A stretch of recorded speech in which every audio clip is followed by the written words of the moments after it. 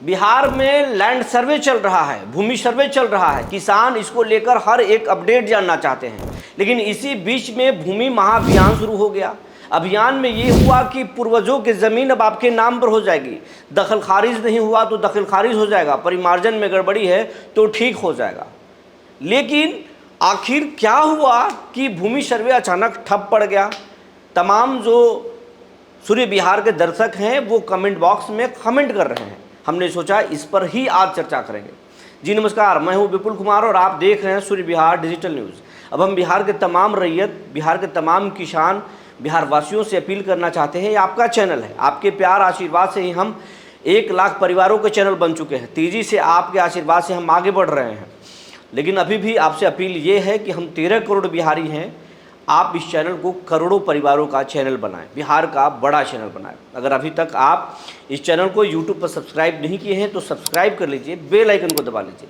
अगर आप हमें फेसबुक पर देखते हैं तो पेज को फॉलो करना ना भूलें।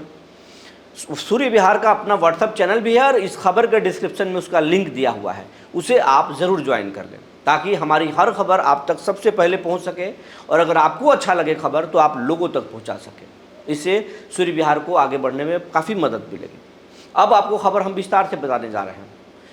अगस्त 2024 से बिहार में बिहार लैंड सर्वे का काम शुरू है। नीतीश कुमार का यह ड्रीम प्रोजेक्ट है, लेकिन कछुए की चाल से भूमि सर्वे आगे बढ़ रहा है। नीतीश कुमार की सरकार जो है चाहती है कि हर हाल में ये सर्वे हो जाए।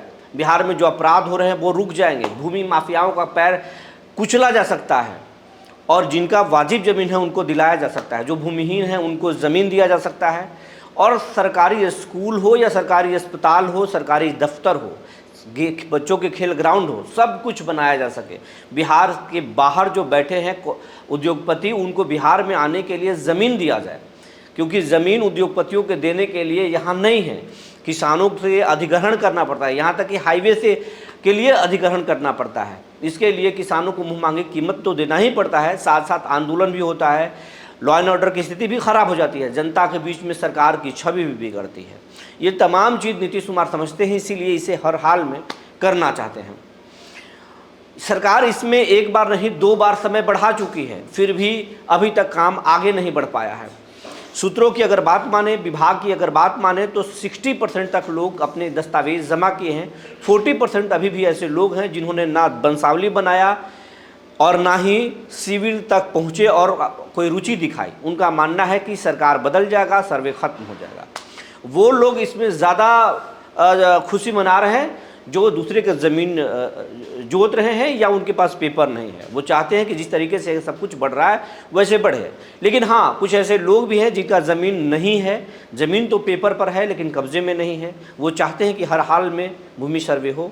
कुछ ऐसे भी लोग हैं जिनके बेटी की शादी करना है लेकिन पेपर में गड़बड़ी है इसलिए ज़मीन नहीं बेच पा रहे हैं। कुछ ऐसे भी लोग हैं जो अपने बच्चों के सपनों को उड़ान देना चाहते हैं, ज़मीन बेचकर पढ़ाना चाहते हैं, लेकिन ज़मीन अब रजिस्ट्री ऑनलाइन हो चुका है और उनके नाम पर नहीं, उनके पुरखों के नाम पर ज़मीन है, तो बेच कैसे सकते हैं? बच्चों की पढ़ाई नहीं करा पा रहे। ऐसे लोग चाहते हैं कि जल्द से जल्द जो भूमि में मामले में जो विवाद है या जो ऑनलाइन में दिक्कतें हैं वो ठीक हो जाए।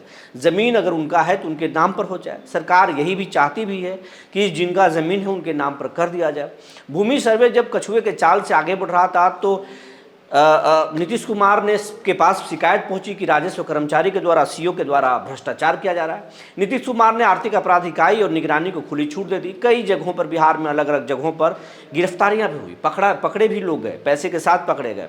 इससे थोड़ा सा राहत जरूर मिली लेकिन अभी भी पूरी तरह से काबू नहीं है। दूसरी बात, जेडीयू के नेता हों या बीजेपी के नेता हों या फिर आम लोग, सर्वे अधिकारियों को बताए या सरकार को अवगत कराया कि परिमार्जन प्लस में बड़े पैमाने पर गड़बड़ी है, लोगों के नाम गड़बड़ हैं, किसी का दखल खारिज नहीं हुआ, दखल खारिज के बदले में मोटी रिश्वत मांगी जा रही है, कई तरह की खामी नीतीश कुमार तक पहुंचा। उसके बाद नीतीश कुमार ने अपने आला अधिकारियों के साथ, अपने कोर टीम के साथ बैठक की है और नीतीश कुमार ने कहा कि अब इस चीज़ों को आगे बढ़ाने के लिए हम महाअभियान लाएंगे। तो भूमि सर्वे महाअभियान जो है 16 अगस्त से 20 अगस्त तक के लिए किया गया। इस अभियान के तहत हर एक चीज़ों को ठीक करना था। जैसे अगर परिमार्जन में आपका नाम गलत है, प्लॉट गलत है, खेसरा गलत है, खाता गलत है, तो उसके लिए आप लिख के देंगे कि मैं फलाना रैयत, मेरा इतना ज़मीन है और ये परेशानी है उसको लिख करके देना था, और उसके बाद सरकार जो है, जो सीईओ हैं, डीएम जो हैं, वो अपने निगरानी में उन पेपरों को ठीक कराते। अब ये इससे जो है जो सर्वे विभाग से जुड़े कर्मचारी हैं वो असहज हो गए कि इतना बड़ा टास्क कैसे कर सकते हैं, और ये अगर टास्क करेंगे तो ये सरकार को दबाने का एक अच्छा मौका है। लिहाजा कॉन्ट्रैक्ट पर बहाल अमीन, जो सर्वे विभाग में अमीन बहाल हैं या सर्वे के लिए और जो कॉन्ट्रैक्ट पे संविदा पर लोग बहाल हैं, वो 16 अगस्त से हड़ताल पर चले गए। और हड़ताल पर आप खबर देखिए, सबसे पहले इस खबर को देखिए।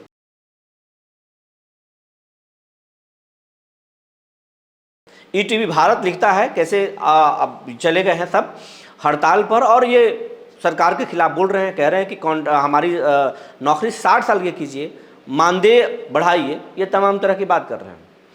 कुछ दिन पहले प्रभात खबर ने छापा था और बोला कि अब ठप हो जाएगा भूमि सर्वे, और वही उस खबर को लेकर कि जिस तरीके से लोग धरने पर जा रहे हैं सरकार के खिलाफ में, हड़ताल पर चले गए, तो वही खबर है।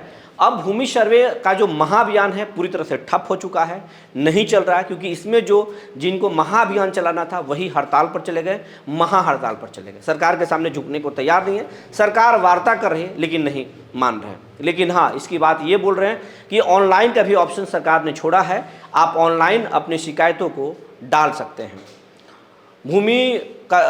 भूमि सर्वे का जो वेबसाइट है वो उस पोर्टल पर आप जाकर के अपलोड कर सकते हैं। गूगल आइए या भूमि सर्वे के ऑफिस जाइए, वहाँ आपको पता चल जाएगा कि कौन सा वो ऐप है, कौन सा पोर्टल है जिस पर ऑनलाइन करना है। उस पर आप जाइए और जाकर के अपलोड कर दीजिए अपनी शिकायतों को, सरकार जो है उसको ठीक कराएगी।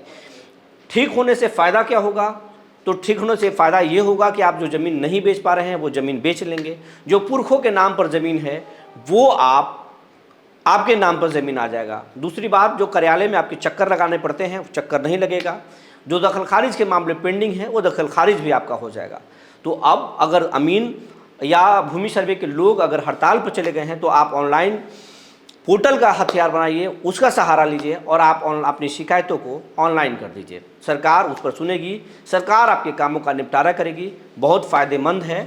भूमि सर्वे फिलहाल टला जरूर है, रुका नहीं है, इसलिए भूमि सर्वे को हल्के में मत लीजिए। जो जानकारी निकल कर आई थी हमने आपको बता दिया। तब तक के लिए धन्यवाद।